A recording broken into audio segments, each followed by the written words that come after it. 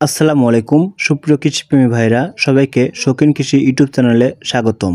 কীটপতঙ্গ কিংবা মাছি পোকা হলো লাউ গাছের জাতশত্রু। আপনারা যদি আপনাদের লাউ গাছে মাছি পোকা কিংবা বিভিন্ন ধরনের কীটপতঙ্গ দূর করতে না পারেন তাহলে কিন্তু কখনোই লাউ গাছ থেকে ভালো কোনো ফলন পাবেন না। তাই আজকে আমি আপনাদেরকে এমন একটি কীটনাশকের কথা বলবো যেটি প্রয়োগ করলে আপনারা কিন্তু আপনাদের গাছ থেকে সহজেই মাছি পোকা সহ বিভিন্ন ধরনের কীটপতঙ্গ দূর হবে। এটি কিন্তু শুধুমাত্র কীটপতঙ্গ কিংবা মাছি পোকাই দূর করবে না, এটি আপনার গাছকে লাউ গাছকে সুস্থ সবুজ এবং সবসময় সতেজ রাখবে। এছাড়াও এটি যদি প্রয়োগ করেন তাহলে কিন্তু আগের তুলনায় আপনারা 2 থেকে 3 গুণ ফলন লাউ গাছে বৃদ্ধি করতে পারবেন সহজেই। এটি একটি এসিআই কোম্পানির ভিটামিনের নাম হলো এসিবিন। আপনাদের সুবিধার্থে স্ক্রিনে ভিটামিনটির ছবি দেওয়া হলো।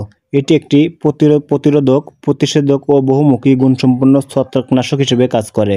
আপনারা যদি আপনার লাউ গাছে খোল পোড়া, খোল পচা, পাতার দাগ ও ঝলসানো রোগ থাকে কিংবা প্রতিরোধ এবং দমন করে গাছকে সুস্থ এবং সুন্দর রাখে সবসময়। আপনার নিকটস্থ এসিআই গ্রুপ কেয়ারের অনুমোদিত বালাইনাশকের দোকান থেকে এই কীটনাশক কিংবা ভিটামিনটি আপনারা সহজেই কিন্তু সংগ্রহ করতে পারবেন। এবার আসুন জেনে নেই এই এসিবিন যদি আপনারা আপনাদের লাউ গাছে প্রয়োগ করেন তাহলে কী কী সুবিধা পাবেন।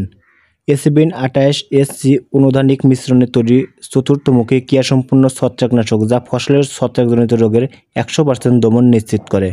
অন্তর্বাহী ক্রিয়াসম্পন্ন ছত্রাকনাশক হওয়ায় স্প্রে করায় অল্প সময়ের মধ্যে ইহা গাছের ভিতরে প্রবেশ করে সর্বত্র ছড়িয়ে পড়ে গাছকে রোগ প্রতিরোধ করে তোলে। ইহা প্রতিরোধক এবং প্রতিষেধক হিসেবে কাজ করে, ফলে সবজির ছত্রাকজনিত রোগ দমনে যে কোনো সময় প্রয়োগ করলেই এটা সমান কার্যকরী উপকার হয়। ট্রান্সলেমিনার গুণসম্পন্ন ছত্রাকনাশক হওয়ায় পাতার উভয় পাশে ছত্রাককে ধ্বংস করতে পারে।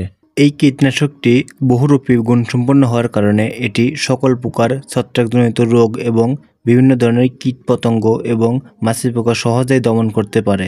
এবার আসুন জেনে নেই এটি কিভাবে ব্যবহার করবেন। প্রতি 5% জমিতে 10 লিটার পানির সাথে 10 মিলি কীটনাশক ব্যবহার করে ভালোভাবে স্প্রে করে জমিতে প্রয়োগ করবেন। ফসলের বাড়ন্ত সময়ে এটি জমিতে স্প্রে করে প্রয়োগ করতে হবে এবং প্রয়োগ করার আগে ভালোভাবে বোতলটি ঝাঁকিয়ে নেবেন। আর হ্যাঁ, পানির সাথে কিন্তু খুব সুন্দরভাবে এটা মিক্স করতে হবে এবং ভালোভাবে স্প্রে করতে হবে। আর হ্যাঁ, স্প্রে করার কিন্তু উপযুক্ত সময় হচ্ছে সন্ধ্যার আগে কিংবা দুপুরের পরে।